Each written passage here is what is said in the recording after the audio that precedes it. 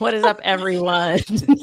As you can see, and if you've seen our stories, we're in an Inception sort of moment. Lauren is in a casino. She's given up on everything, and she's just like, fuck it. Hitting the slots. Oh, tell us where you are. So you're in a casino, about to go into a parking lot, about to go into an RV, and about to go. It's like, where in the world is Lauren? Where are you, Lauren? It really has been my life for the last 32 days.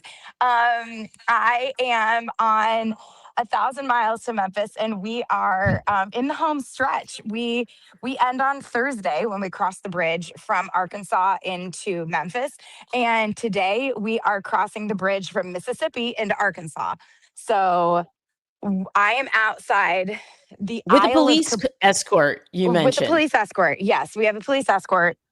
So we have exactly 18 minutes to get across the bridge into Arkansas today.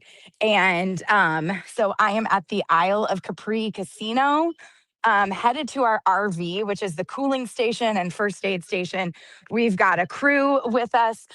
More people are continuing to arrive this week.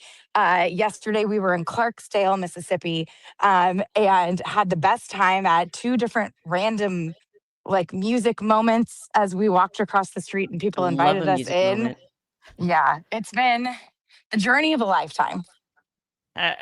Absolutely wonderful. And apparently the subject of today's show is that there's about to be a journey of a lifetime for Harry and Meghan, who you corrected me and told me is spelled Meghan, Meghan Markle. And why are we talking about Harry and Meghan on the show? It's because we've been talking about a lot of heavy things lately, and this is supposed to be a lifestyle show. Like, I'm supposed to be giving you my smoothie recipes on this show and how I cut an avocado on this show with a little bit of politics sprinkled in. So we're going to try to go back to our roots of our roots, as if we've been doing this show for ages. We're going to go back to our roots. We're going back to our roots. Hit on a little pop culture and yet politically adjacent subject matter. I think Prince Slade Harry has that key. Sorry, I'm going to be multitasking today as we do this. Do you see how we multitask, everybody? Here's the RV, and we got two minivans. Okay, so I think Slade should have the black van key, and I'm going to go ahead and put Meghan. I just called you Meghan. I'm putting Lauren on mute for a quick second while we go over what we're going to be going over today, which is why Harry and Meghan are leaving the U.S. Because, as you know, I have left the U.S. There's quite a few people who've left the U.S. for different reasons. I joke that maybe they left the U.S. because they wanted salad. That resonated with apparently 12,000 people on Threads because things are looking fairly dicey, but Lauren is in the thick of it, as you can see. You're back off mute. Okay. Great. I am currently on the back of I'm on a tailgate. And Bri just That's not going to move, though, is it? Now the mom in me is like, be careful. Right. Everything's fine. This is completely normal. It is. No, it's totally fine. Is this how you're going to be crossing into Arkansas? Not precisely how we're going to be crossing into Arkansas. Okay. Ladies, we are on my morning show with Maya May, America, You Got This. This is Kristen from League of Women Voters. Hi. And then we've got Valerie, who is a volunteer with Justin Pearson's campaign. And this is Bri Woodson. Bri is the controversial blonde on the internet, and she's also the youngest black woman to ever run for Congress in Georgia. My friend Bri, she and I have a series that we just started called Hey White Girl, Did You Know? I'm like, hey, white girl, did you know that you're on the back of a truck and you're giving me a freaking heart attack right now? Yeah. And I'm just very concerned about dropping my phone, to be honest. Yeah, don't drop your phone. Don't drop your new EarPods. Lauren's sound is great, but she's got the new AirPods. And I told her before that I was like, wait, are these the ones with the cameras in them? Because apparently the new AirPods are going to come with little tiny cameras. There's our police escort. Hi, officer. Everybody wave to the police escort. Can you show us the police escort? Can you actually? Yep. Okay. Got it? Yep. I can't see the police escort. I can see the clouds. Can we see? It's like flashing lights. We got two. There are two vehicles. Okay, now we're off.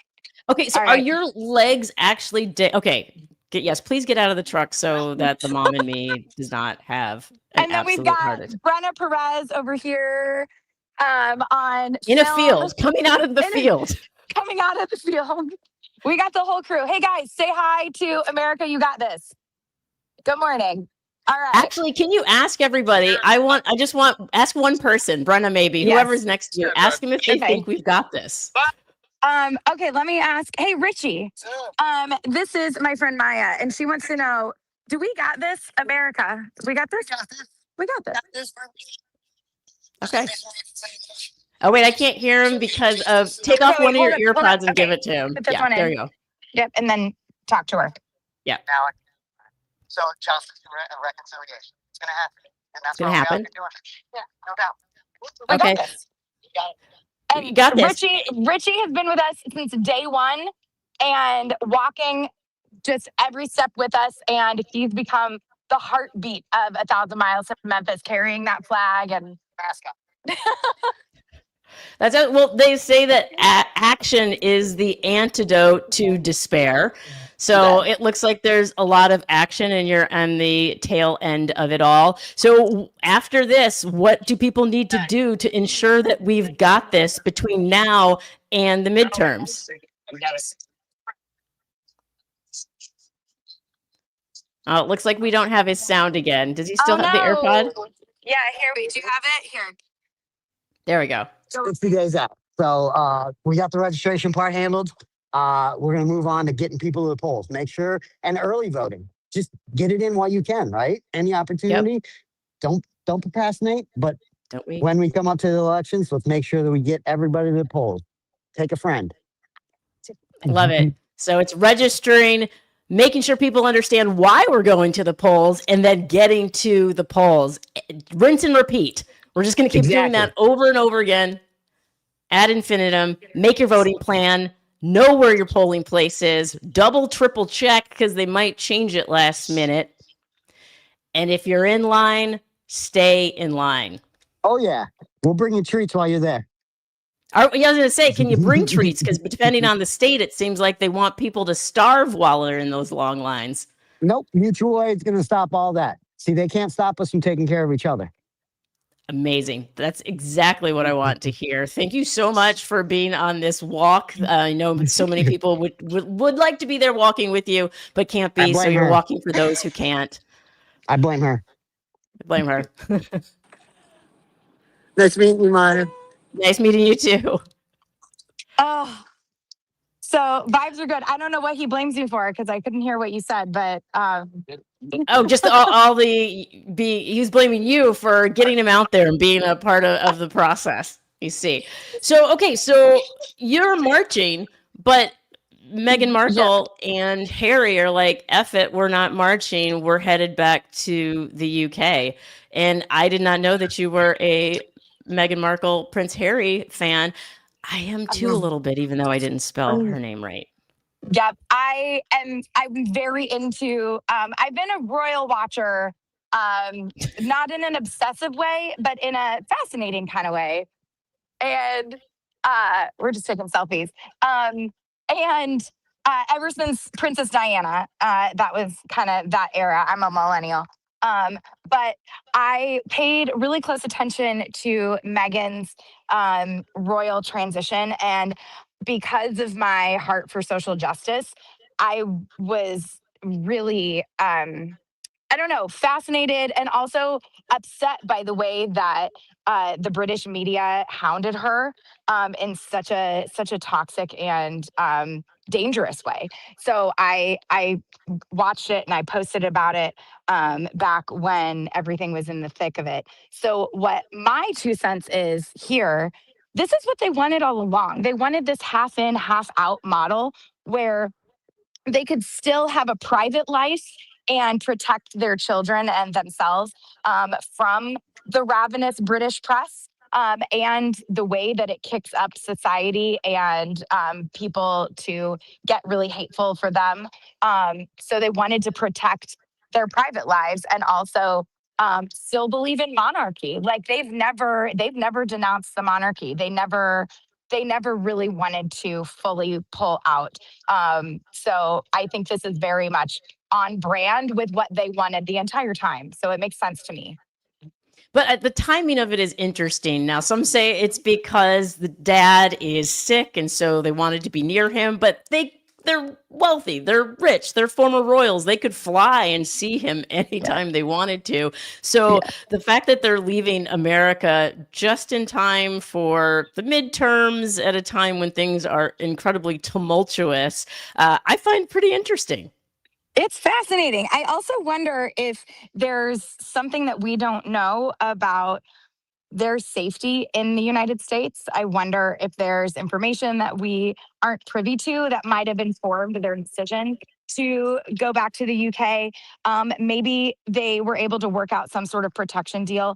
Part of the problem with them wanting to leave the UK in the first place was a security issue. And then they have not been back to the UK very much because their security was removed. And they were even blocked from being able to personally pay for police security when they were there. So I wonder if maybe there has been some development in that. Actually, I'm confident that that's the case. I've read about it. I just can't remember the exact facts.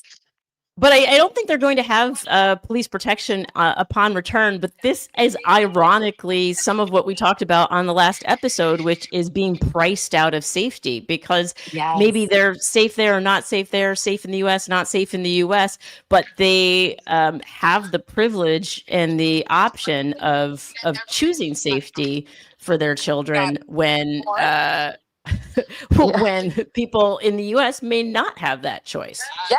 Absolutely. I think that's one of the things that I've been seeing along this journey is just this huge discrepancy between people who have access to just basic needs. Right now, there are over 100,000 folks who are out of power in Memphis right now due to storms. We also have people in Gary, Indiana, who've been without power for going on. Are we going on 2 weeks at this point?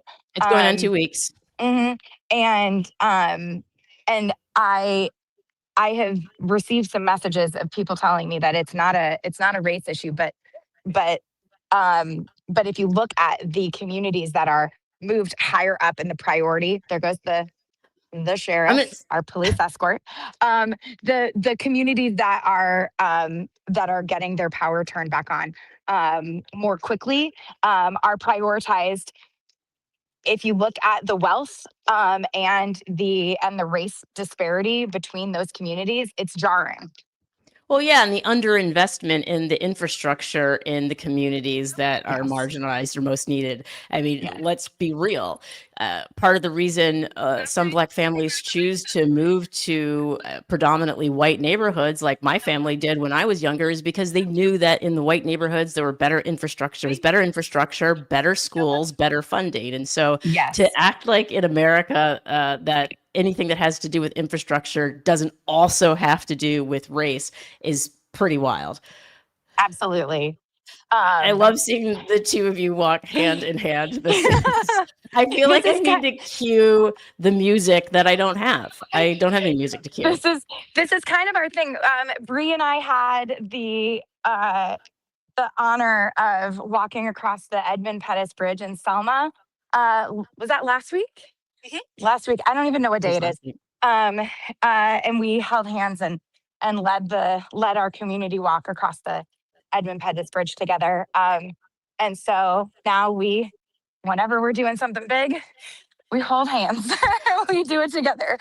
And so right now you can kind of see here we are headed into Arkansas. And this is how much I love you and America, you got this. I'm not taking any video footage, so I am relying totally on my friends for any sort of highlight reel. Okay. I see that there is quite a bit of road traffic. What has been the response and the reception from people driving by? Are you seeing support? Are you seeing a need for police escort? What are you seeing? I have not seen any negative response really. I have only seen support or kind of neutrality. I do. Um, the road traffic is coming this way, and right now we are escorted. We've shut down a lane. So we are, I don't know what's behind us, but we got 2 police vehicles in front of us, and then our minivan, which is our follow vehicle, Mhm. for water support. If anybody has any sort of like overheating moment and needs to happen. So, but as far I mean, as like moving through these spaces, yesterday in Clarksdale, we were walking along, and this white guy said, "Hey, what are you doing? What's this about?" And I was right. nervous. I was like, "Oh, Yeah. I don't know where this is going to go." And it turns out very like-minded, invited us into his art and music club and Love it. gave us all water, let us hang out in the air conditioning for a while, and then came to our event later that night. And I think they're coming to Memphis to Love it. celebrate with us. So Absolutely love it. it's So you're now headed into Arkansas. What is on the schedule for Arkansas this evening? so Arkansas, we are tonight, we're walking in right now, literally here. I don't know if you can see it. I can see the bridge. Um, I can see the bridge. whoop. Okay, so we are going in. We're going to walk a little bit in Helena, Arkansas, which is where we're headed. And then I have to get out of here I had to be back in Memphis at noon. I've got a meeting at the Civil Rights Museum, which is the Lorraine Motel where Dr. Martin Luther Mhm. King Jr. was assassinated. We are having our closing event Thursday night at 6 p.m. at the Civil Rights Museum. So I have, as an event planner, our walkthrough and site visit to go through all of the logistics. So I've got that at noon. And then Okay. after that, a little downtime. But we are working on a West Memphis event for the 26th. And we're building the plane as we fly it, to be honest. Like I coming from a wife of, I've got all of my events and logistics planned months in advance. This has been a shock to my system to do it on such short notice. But I don't But you think we are would have been doing it. able. And is Yeah. we talked about the spectacle is important to draw attention to the groups and on the ground who are doing the work, the grassroots organizations in the Yes. different towns. So has there been increased awareness from local media, local press coming out to interview anybody? A little bit, not as much local media as I maybe would have expected. But what's been more powerful is, for example, last week we ended up connecting with the Student Government Association at Tougaloo College, which is an HBCU, Mhm. and in a room packed of students, they were passionate and energized, and maybe only 50% of them had hold it. Oh, it's because you're unzipped. Uh Only half of them are regular voters. Wow. And Okay. so So there's we room talked for about, growth. yes, they were registered, they just didn't think their vote mattered. Hmm. So even if all we have accomplished is that one room of young people who 50% of them walked out ready to vote and they'd never voted before, even if that's all we've accomplished, that's enough for me. Although we've accomplished far more than that, and um, built community and coalitions with these orgs on the ground in ways that I don't think I could have imagined when we started. Understanding that our vote does matter is just one step in making it matter, because I think a lot of people vote and then walk away from the civic engagement part of things. And Yes. so it's so important at a young age for these students to understand that it starts with the vote, that's just a piece of it, but holding Yeah. our elected officials accountable, which young people are so good at holding parents accountable. We're both parents and we know this. And so they should be holding our elected officials to the same account that they hold us to, because it is back to school time and they have a lot of energy for giving us smoke. I want to see that for our elected officials. Absolutely. I just want to take a That minute is here. beautiful. Yeah, it's really I almost said it's so quiet, but then I realized it's because of the AirPods. I was like, wow, so quiet, so peaceful. It actually is. I mean, it is quiet when there aren't vehicles on the other side. It's really humbling, to be honest, to be out here. Some of the walk that the footsteps we've been tracing have been in the place of the steps of civil rights leaders that we are used to seeing in black and white photos. And to be in those exact places and look around and see it live in front of you, it gives it a different kind of texture. It gives it a different kind of relevance. It wasn't that long ago. It was And not. it's still, things are still happening to this day. I don't want to take us to a super heavy place, but we went through the footsteps of the events of Emmett Till's death. And that was really hard for me as a mother and as a human. So we're going through these different moments that we are used to reading about in textbooks, but to actually Barely. be there. Yeah, barely. I don't remember learning about Emmett Till in school, to be honest. We definitely did not. Yeah, but we see those pictures in black and white, but to be there and to feel the scratch of the grass on my ankles as I walked through the overgrown ruins of the buildings. I mean, and you can just walk right up to it. You can go into what used to be Bryant's grocery.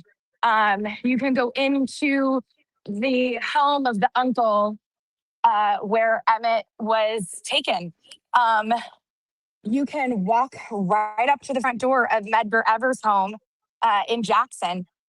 So there are just, history it doesn't feel like history anymore to me. And I wish that everybody had the opportunity for this type of experience, because I think everyone who's been on this journey, none of us are going to be the same on the other side of it. I'm not the same now as I was 31 days ago. And it's also important to see that those people were people. They're historical figures because of what was perpetrated against them, but these are people, average folks that were part of their community who had their lives destroyed because of white supremacy. And it's in a history book. If it's in a history book, it's because of that. These were just people trying to live their lives, just as right now there are people who are trying to live their lives and being tormented by the systems that have been built up to oppress not just Black and brown communities, but all communities that try to push back. So I'm glad that you're there to bear witness and to help amplify the stories that you are seeing, and that hopefully are, as we are going back to school, and they are trying to erase history so that we don't know these stories and we don't know about resistance, that we can highlight all of this so that people continue to remember that the power is with the people. And that's what it is to have courage, is to continue to fight back when they try to make our stories not matter. Absolutely. Absolutely. And I think too, so much of what we're doing, this feels like the start of something because of the people and the orgs that we are connecting with along the way. And we are donating a lot of money as we go. So that's why it's important for people to still go to 1000milestomemphis.com and donate, because we are infusing that money back into organizations that don't have the spotlight, don't get the funding that they deserve. So we are going to continue doing that, but we've also started planning some initiatives after this. So that Student Government Association at Tougaloo, and then also the SGA from Jackson State, we are already in motion to fund them to continue doing work within their Amazing. communities. And we're talking about, do we do this again? And does it look like a mutual aid kind of thing where I think mutual aid is not just for crisis moments. It's for it's the meal train that so many suburban moms are used to being a part of. That's mutual aid. So a lot of what we're talking about for the future is not just this type of civic engagement initiative, but also how can we just change the way that we exist in community with each other in a way that's more intentional. So Mhm. And to make it permanent, I love that. Time for some rewiring, America, yes, and then you'll got this. yeah, That's yeah, and then maybe Prince Harry and Meghan Markle will want to come back. They'll be like, you know what, that looks like a lot of fun, and then they can head back, and yeah. that, yeah, and it'll be because of the work that you're doing, Lauren. If we get them, If if we if get at them some back. point Megan and I can hang out and become besties, that would be, even if we're not besties, even if we just have a cup of tea. I know she has her chai tea brand, Clever.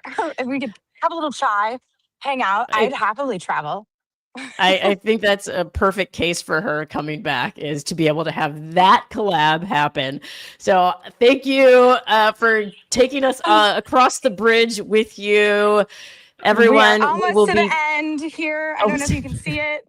Oh, we got a backup. I can see a bunch of trucks on the other side waiting to get onto this bridge. I don't know what's happening here behind me, but welcome I to think Arkansas, folks. your pace is faster than everybody else's pace. I think you've got the good walking shoes on. I need I keep joking that we're all kind of hanging together by K-tape and Tiger Bomb and a prayer. So, Yeah, who knew? that's the quote. Clip it. Clip it. Things I didn't know about myself. I like K-tape that has menthol and magnesium infused in it. Didn't know that I about myself a will month ago. I will look into that, because I do not have a type of K-tape that I like, and I probably need one because my knee is in constant pain. So I will look. Ah, I look forward to finding out what kind of K-tape I need. So, Lauren, we will see you next week, and I'll be back home we'll at my desk. and then we can do our food segment, our much-awaited food segment. We'll both be in our kitchens across the Hey, well bridge. then we, sometimes we get truckers that honk and like give us a what's up. So it's good to see. It's good to see you. All right. All Bye, right, guys. see you next week. We'll see you next week. Bye. Bye.